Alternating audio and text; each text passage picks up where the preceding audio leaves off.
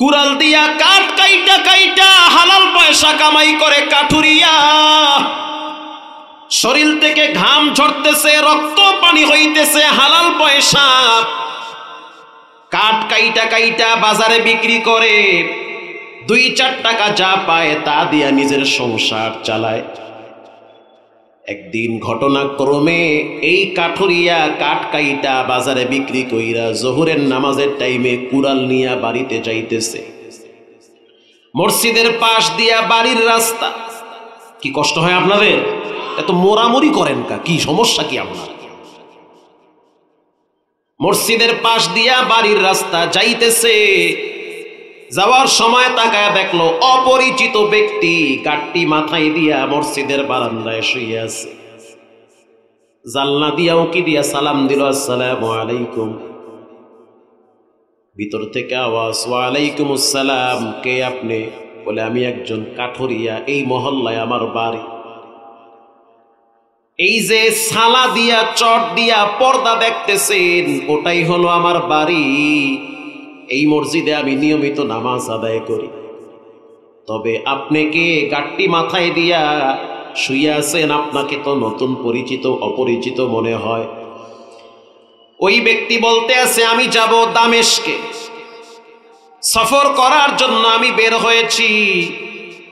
জোহরের নামাজের সময় হয়ে গেছে বিদায় আমি এখানে একটু ব্রেক দিয়েছি, বিরতি দিয়েছি।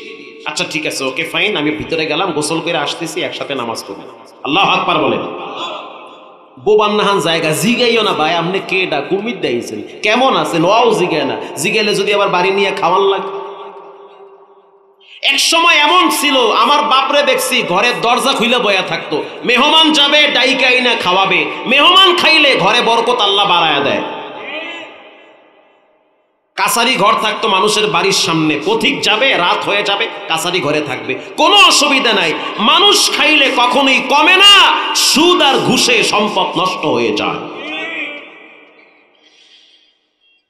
গোসল কইরা মসজিদে আসলো, আইসা একসাথে জামাত জোহরের সালাত আদায় করলো। সালাত আদায় করার পর এবার প্রশ্ন করলো কাঠুরিয়া, দুপুরে কিছু খাইছেন? কাঠুরিয়া প্রশ্ন করলো, মুসাফির দুপুরে কিছু খেয়েছে? আমি তো মুসাফির মানুষ, কেমনে খাবো, কোথায় খাবো, না কিছু খাই নাই। ওহো, আপনি যদি না খায়া থাকেন, আমি যদি বাসায় গিয়া খাই, তাহলে তো আল্লাহর কাছে হিসাব দেওয়া লাগবে। আপনি তো আমার মহল্লার মেহমান, অপেক্ষায় থাকেন। আমি ভিতরে গেলাম, চলে গেছে বাড়ির ভিতরে। বাড়ির ভিতরে যাওয়ার পর তাকায় দেখলো বিবি 6টা রুটি বানাইয়া বসে আছে। 2টা স্বামীর জন্য, 2টা বিবির জন্য, 2টা সন্তানের জন্য। কয়টা? 6টা। চিৎকার মেরে বলল, বিবি আমার, এই মহল্লার মসজিদে একজন মুসাফির আসছে, একসাথে নামাজ আদায় করছি, আর এক মুমিন আর এক মুমিনের ভাই। এই সমাজে অনেক মুসলমান আছে, এক মসজিদে নামাজ পড়ে, হিংসার কারণে একজন আর একজনকে সালামটাও দেয় না। হিংসুক গলায় দড়ি দিয়ে মর। আবার প্রশ্ন করলো, বিবি আমার, কয়টা রুটি বানাইছো? কয় 3টা নয় 6টা বানাইছি। তাহলে তোমাদের রুটিগুলা তোমরা খাও, আমার ভাগের রুটি একটা আমাকে দাও। কেন? আমি একটা আমার জন্য রাখবো, বাকি একটা আমি মুসাফিরকে খাওয়াবো। স্ত্রী বলল, যেই ঘরের স্বামী মুসাফিরকে আল্লাহর জন্য খাওয়াইতে চায়, ওই ঘরের বিবি কেমনে তার সাথে শরীক না হইয়া পারে? আল্লাহু আকবার বলেন। আমার ভাগের রুটিটাও নিয়ে যান স্বামী আমার। সন্তান ছোট মানুষ, ও তো হালাল খোর, হালাল খায়। বাচ্চাটা বলতে আছে, আব্বু, যেই ঘরের বাপ নেক কাজ করার জন্য পাগল হয়ে যায়, যেই ঘরের মা মুসাফিরকে খাওয়ানোর জন্য নিজের ভাগের রুটি দিয়ে দেয়, ওই ঘরের সন্তান হইয়া কেমনে আমি 2টা রুটি খাই, পিছায়া থাকি? যাও বাবা, আবার ভাগের রুটির অর্ধেক আমি মুসাফিরকে দিয়া দিলাম। 3টা রুটি নিয়ে গেল মুসাফিরের কাছে, 3টা রুটি দিল, মুসাফির খাইল। পরের দিন আবার জোহরের টাইমে উকি দিয়া তাকায় দেখলো মুসাফির এখনো যায় নাই মসজিদের বারান্দায়। যান নাই? না যাই নাই। কেন যান নাই? এমনি যাই নাই, কারণ আছে, বলা যাবে না। বাসায় গিয়া বলতে আছে, ও বিবি আমার, আজকেও তো মুসাফির আছে, তার চেয়ে একটা কাজ করো, কয়টা রুটি বানাইছো? বলে 3টা বানাইছি, আটা বেশি নাই। তাহলে আমার ভাগের রুটিটা আমারে দাও, আমি অর্ধেক কইরা মুসাফিরকে খাওয়ায়া দিব, আর বাকি অর্ধেক খাবো। স্ত্রী বলতে আছে, ও স্বামী আমার, রাগ করিয়েন না, মনে কষ্ট নিয়েন না, খাইলেও দিন যায়, না খাইলেও দিন যায়। রব চাইলে তো বিলাই কুকুর বানাইতে পারত, মানুষ বানাইছে, অন্তত পক্ষে অর্ধেক রুটি হইল তো খাইতে পারবো। তার চেয়ে একটা কাজ করি, আমার ভাগের রুটি আপনার ভাগের রুটি, 2টা রুটি দিয়া দেই, আজকে দুইজনে পানি খেয়ে দিন রাত পার করে দিব। এটা আল্লাহর জন্য করি, রব যেন দেখে আমার বান্দা বান্দি আর একজনকে খাওয়ানোর জন্য না খায়াছিল। এটাই হতে পারে নাজাতের ফয়সালা। বাচ্চা যেহেতু ছোট, বাচ্চার ভাগের রুটি নেওয়া যাবে না, ওরে দিয়া দাও। বাবাই যখন 2টা রুটি নিয়ে রওনা দিছে, সন্তান চিৎকার মেরে বলতে আছে, আব্বু তুই জমি তো নেক কাজে আগায়া গেলা, আমারে কেন পিছায়া রাখলা? আমার বাক্সের ভিতরে 3টা কাঁচা খেজুর আছে, 3জনে মিলে খাবো, অতএব 3জনের ভাগের 3টা রুটি আবার মুসাফিরকে দিয়া দাও। বাবাই বলল, না 2টা দাও, যেহেতু কালকে দেওয়া হয়েছে 3টা, আজকে 2টা দাও। 2টা রুটি নিয়ে দিল, 2টো রুটি খায়া ফেলাইছে। পরের দিন আবার গিয়া দেখলো শুয়ে রয়েছে, যান নাই? কয় না যাই নাই। আর এক মুসিবত, কিন্তু যায় না দেখি। এদিন গাওয়াইছি 6টা, আজ 3টা, আজ আবার হইয়া রয়েছে। কেন যান না, কেন যান না? না বলা যাবে না।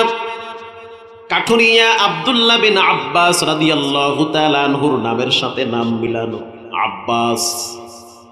আব্বাস কাঠুরিয়া বলেন, আমি ঘরের ভিতরে ঢুকলাম, ঢুকার পরে মুসাফিরের হাতটা চেপে ধরলাম, হাত চাইপা ধইরা বলতে আছে, ও মুসাফির, সত্য করে বলো, প্রথম দিন তুমি যে রুটি খাইলা 3টা, তারপরও যাও নাই, দ্বিতীয় দিন যাও নাই, আজকেও যদি না যাও তাইলে কিন্তু আমার অবস্থা খারাপ হয়ে যাইবে। তুমি কেন যাও না? ঘরে তো আমার অবস্থা 12টা বেজে গেছে।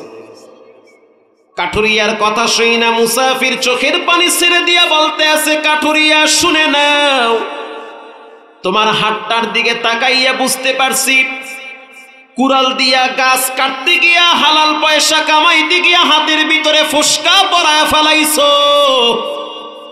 আর এই হালাল উপার্জনের মাধ্যমে যে রুটি তৈরি করা হয়েছে, প্রথম দিন 3টা রুটি খাইয়া আমি বিশ্ব নবীরে 3বার স্বপ্নে দেখছি। দ্বিতীয় দিন আমি যখন 2টা রুটি খাইলাম, ওই দিন আমি আল্লাহর হাবিবকে 2বার স্বপ্নে দেখছি। তো যেই জায়গায় থাকলে নবীর স্বপ্নে দেখা যায়, মনটা চায় না সেই জায়গা ছেড়ে আমি অন্য জায়গায় যাব। এটা হালালের বরকত। বলেন কিসের বরকত? হালাল। এজন্য আল্লাহর হাবিব বলেন, আরবাউন ইযা কুন্না ফীকা ফালা আলাইকা মা ফাতাকা দুনিয়া হিফযু আমানাত।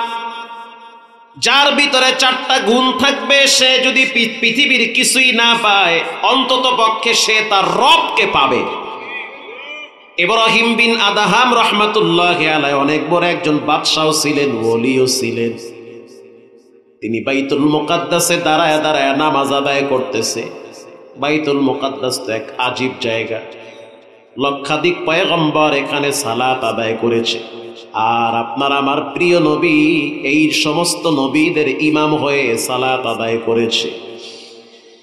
ইব্রাহিম বিন আদহাম রহমাতুল্লাহি আলাইহি স্পষ্ট কানে শুনতে পাইতেছে, পিছনে কে যেন বলে, এই লোকটা যে নামাজ পড়তেছে, অথচ দীর্ঘ 40 দিন পর্যন্ত তার ইবাদত কবুল হয় না। দ্বিতীয় ব্যক্তি বলল, কেন কবুল হয় না? প্রথম ব্যক্তি বলল, কবুল না হওয়ার অন্যতম একটা কারণ হলো তার পেটের ভিতরে হারাম ঢুকছে। পেটের ভিতরে 2টা খেজুর হারাম ভাবে ঢুকছে, 2 পিস খেজুর হারাম ভাবে ঢুকছে, এজন্য ইবাদত কবুল হয় না, ঝুলতে থাকে। প্রথম ব্যক্তি প্রশ্ন করল, কেমনে হারাম ঢুকছে? তাই মক্কায় যখন হজ করতে গিয়েছিল, হজ করার পরে এক খেজুরওয়ালার কাছ থেকে খেজুর কেনার সময় 2টা খেজুর নিজের মনে করে খায়া ফেলাইছে। মাপার সময় 2 পিস খেজুর নিচে পড়ে গেছে। ইব্রাহিম বিন আদহাম মনে করেছে খেজুর 2টা বুঝি আমার হবে। এখানে অনেক লোক থাকতে পারেন বাদাম কেনার সময় টেস্ট করতে গিয়া 4-5টা বাদাম খায়া ফেলায়, কথা কন না। বড়ই কিনতে গিয়া 1 কেজি বড়ই কিনে 10টা বড়ই টেস্ট করার জন্য খায়। টমেটো কেনার সময় 2 কেজি টমেটো কিনে একটা জোর কইরা নিয়ে যায়। কসম খোদা, ওই দোকানদার যদি ক্ষমা না করে তোমার শরীরের ভিতরে হারাম তৈরি হইতেছে, সিজদা করলেও কবুল হবে না। ইব্রাহিম বিন আদহাম চিন্তায় পড়ে গেল, না জানি আমার কি উপায় হয়। দেরি আর না করে তিনি বাইতুল মুকাদ্দাস থেকে 2 মাস পথ পাড়ি দিয়ে চলে গেল মক্কায়। মক্কায় যাওয়ার পর গিয়া দেখলো যে এই দোকান থেকে খেজুর কিনেছে, সেই দোকানে এক যুবক বসে আছে।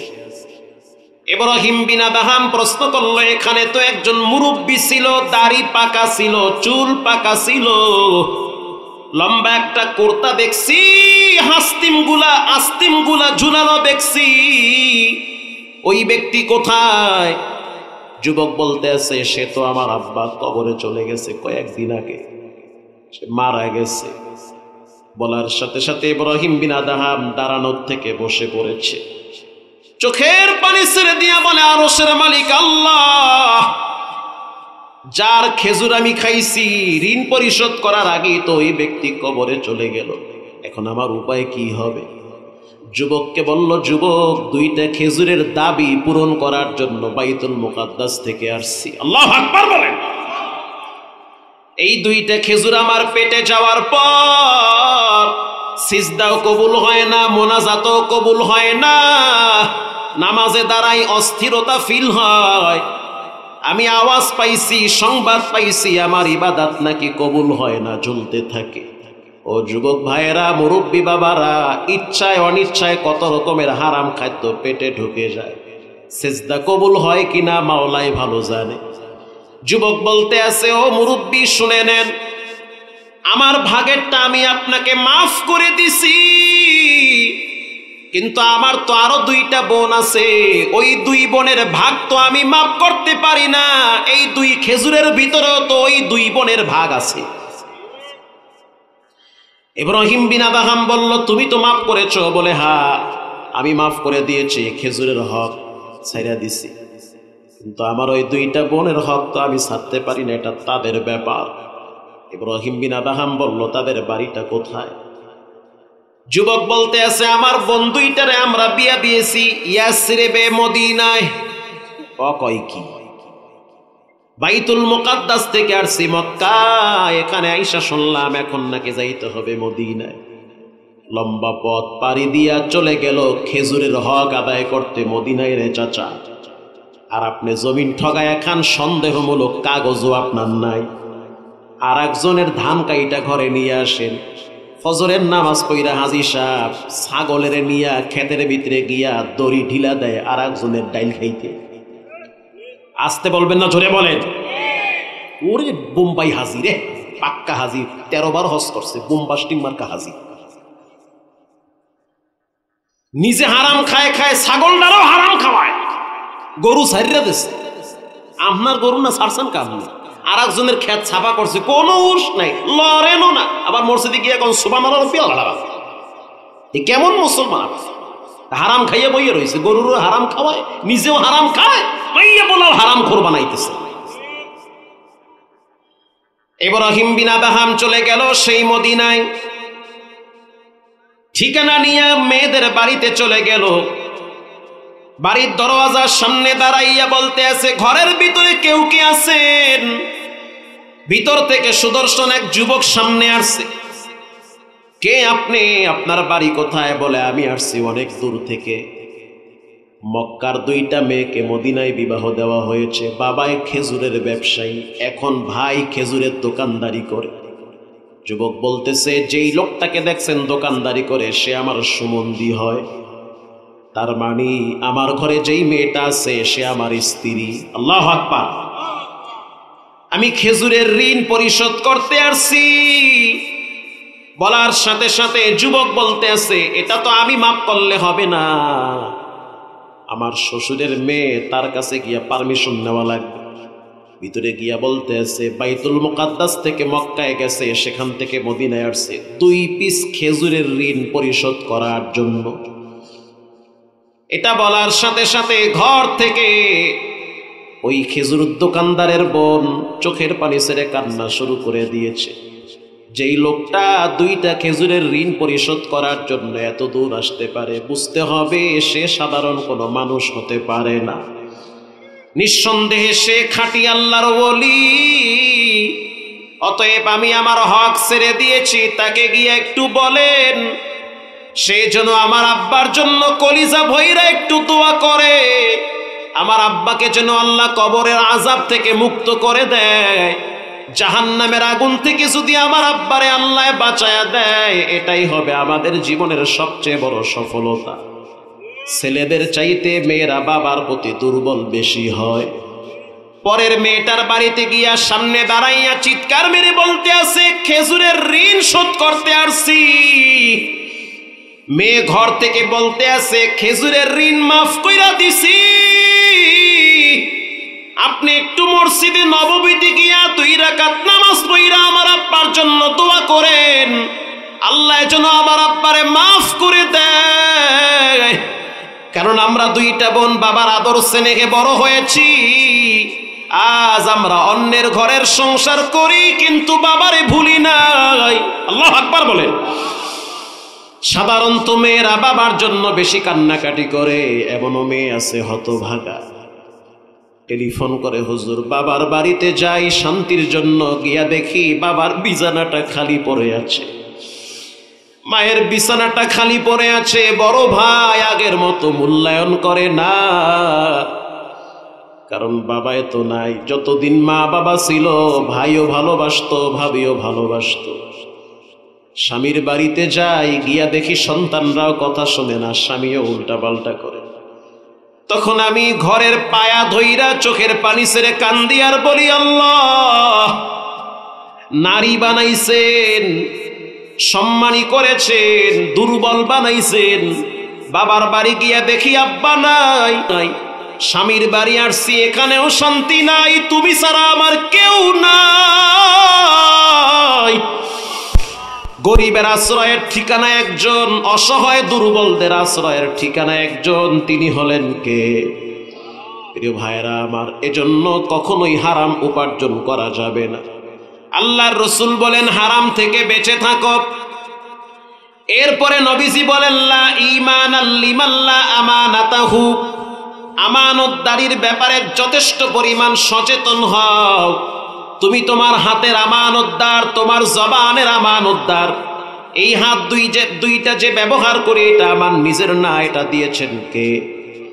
আমার মতো কত যুবককে দেখলাম লুলা অবস্থায় বিছানায় ফালায়া রাখছে, ভিক্ষার জন্য 5 টাকাও চাইতেও পারে না। আবার কত যুবককে দেখেছি অ্যাক্সিডেন্ট করে হাত কেটে ফেলে দেওয়া হয়েছে, ভিতরে ক্যান্সার হয়ে গেছে, ইনফেকশন হয়েছে। এজন্য পুরা দেহের জিম্মাদার আপনি, আপনি হলেন এই দেহের মালিক। মূলত আল্লাহ আপনাকে মালিক বানাইছে আমানতদার হিসাবে।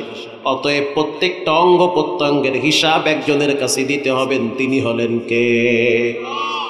প্রিয় ভাইয়েরা আমার, মা বাবার জন্য সন্তান আমানত। আল্লাহ পাক কোরআনে বলেন ইয়াসআলুনাকা মাযা ইউনফিকুন কুল মা আনফাকতুম মিন খায়রিন ফালিল ওয়ালিদাইনি ওয়াল আকরাবিন।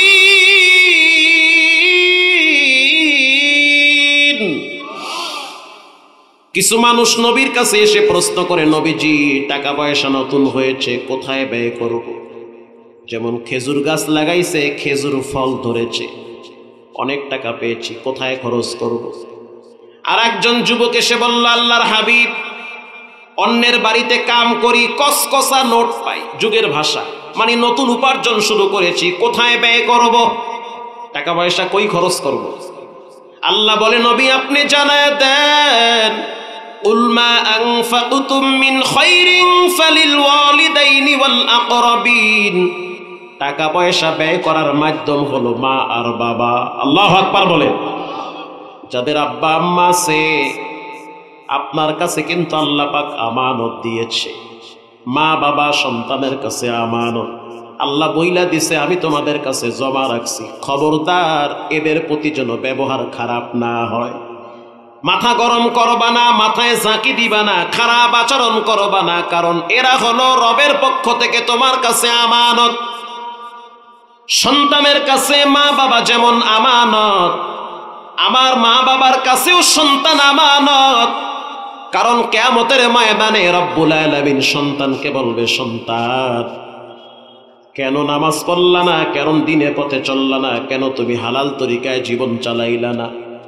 তখন সন্তান ডাইরেক্ট মা বাবার বিরুদ্ধে মামলা দায়ের করবে, রব্বানা আতিহিম যিফাইনি মিনাল আযাবি ওয়ালআনহুম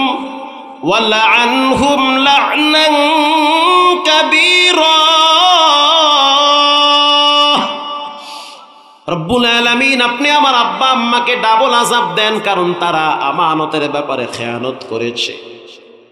স্কুলে যাওয়ার জন্য, প্রাইভেটে যাওয়ার জন্য ধমক দিত, মাগার নামাজের জন্য একবারও ধমক দিত না। কথা ঠিক না বেঠিক? নামাজের ব্যাপারে তারা আমাদেরকে উদাসীন করে দিয়েছে। এই যে কয়েক মাস আগে বৃদ্ধাশ্রমে গিয়েছিলাম দেখার জন্য, হোতাপাড়া, এই যে গাজীপুর, কি আশ্চর্য বিষয়, ইঞ্জিনিয়ারের মা বাবা সেখানে কাঁদতেছে, ডাক্তারের আব্বা আম্মা কাঁদতেছে। একজন বৃদ্ধ মানুষকে দেখলাম বসে বসে কাঁচি দিয়া ঘাস কাটতেছে বৃদ্ধাশ্রমের ভিতরে। চেহারা অনেক সুন্দর, বুঝতে পারলাম তিনি শিক্ষিত কোন অফিসার হবে, রিটায়ার্ড পারসন।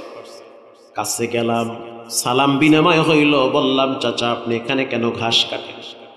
সে বলল, হুজুর আমার বাড়ি হলো ধানমন্ডিতে, আমার সেখানে কয়েকটা ফ্ল্যাট আছে, নিজের বাড়িও আছে। আমি একজন ব্যাংকার, শুধু ব্যাংকারই না, আমার সম্পদ বাবার আমি অনেক পেয়েছি, পৈতৃক সম্পদ পেয়েছি। 3 ছেলে 2 মেয়ে, মেয়েগুলা সব প্রবাস, ছেলেগুলা দেশে থাকে। একটা সময় ছেলেদের কাছে আমি বোঝা হয়ে গেছি। কি হয়ে গেছি? বোঝা হয়ে গেছি। আমি বললাম, কেন বোঝা হইলেন, কারণটা কি? আমার আব্বাও তো আপনার মতো। কই, আমি তো বোঝা মনে করি না, নেয়ামত মনে করি। সে চোখের পানি ছেড়ে যেই জবাবটা দিল, সেটা শোনার পরে বুঝতে পারলাম এটাই বাস্তবতা। সে যেটা বলল আমাকে, হুজুর এখন বুঝতে পেরেছি জীবনে কতটা ভুল করেছি। যেই মা বাবা ছেলে মেয়েকে পশ্চিম চিনায় না, যেই মা বাবা সন্তানকে কোরআন চিনায় না, যেই মা বাবা সন্তানকে কিবলা চিনায় না, যেই মা বাপ সন্তানকে নবী চিনায় না, টুপি চিনায় না, দাড়ি চিনায় না, মেসওয়াক চিনায় না, এক সময় ওই সন্তান বড় হওয়ার পরে মা বাবা কেউ চিনে না, চিনতে চায় না। কেন চিনবে বলেন? কেন চিনবে তারা? জীবনের সবচেয়ে বড় ব্যর্থতা হলো ছেলে মেয়েদেরকে কোচিং এর জন্য যেই পরিমাণ শাসন করেছি, এর অর্ধেক যদি নামাজের জন্য শাসন করতাম, তাহলে ছেলে মেয়েরা এতটা উশৃঙ্খল হতো না। এবার সে অকপটে বলেই ফেললো যে সন্তান তো আল্লাহ আমাকে আমানত দিয়েছে, আমি খেয়ানত করছি। খেয়ানত করার কারণে এবার আমার উপরে এই বিপদ চলে আসছে। এজন্য সন্তান আল্লাহর পক্ষ থেকে আমানত, এগুলার ব্যাপারে খেয়ানতদারি হইলে জবাব দিতে হবে একজনের কাছে, তিনি হলেন কে? মুগদা জুমা পড়াই, কামা তাদিনু তুদানু, যেমন কর্ম তেমন ফল। মুগদা মেডিকেলের পিছনে একটা মাদ্রাসা আছে, মারকাজুল ফুরকান, ভিআইপি শাখা, ছাত্রদের রুমেও এসি ফিট করা।